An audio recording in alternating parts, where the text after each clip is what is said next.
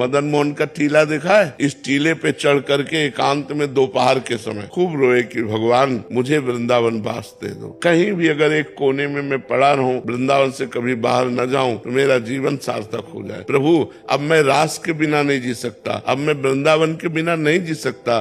जब खूब रोए, घंटों रोए और रो करके सोचा कि अब चलो काशी चलते हैं। पुनः जैसा हमारा जीवन था, तो जो ही उतरे तो एक छोटी सी इतनी बड़ी लाली गौर वर्ण की हमारा चला पकड़ा। दोपहर का समय था और बस ऐसे घूमने लगी चारों तरफ और बोले थे जाएगो बाबा जाएगो। तो हमारी तो कुछ समझ में नहीं आ रहा था क्योंकि भाव में एकदम उतरे थे। अचला छिनाए से चल दिया। जब आगे चले तो हमारे दिमाग में आया ये लाली क्या कह रही थी, जाएगो बाबा। हम ऊपर सोच के आए कि काशी जाना है, ये क्या, ये लाली क्यों? तब लगा यार श्री जी तो नहीं थी। फिर लौट के आए, हमें लगा कि किसी गोस्वामी की कन्या होगी। तो लौट के आए, वहाँ आस पास पूछा तो बोले यहाँ तो बाबा जी रहते हैं सब, तो यहाँ तो कोई कन्या है नहीं, लड़की है नहीं। बस हमारे समझ में आ गया कि हमारी लाडली जू हमारे छोर को पकड़ लिया। जिस आश्रम में हम रहते थे उस आश्रम में गए तो पहले से एक संत खड़े थे। उन्होंने कहा बाबा एक महेशानंद गिरी जी संत हैं, आप उनको नहीं जानते, उन्होंने आपको देखा है, वो आपसे मिलना चाहते हैं। उनका क्यों, जब जानते नहीं तो क्यों मिलना? बोले हमें पता नहीं लेकिन आपको बुलाया है। हम गए,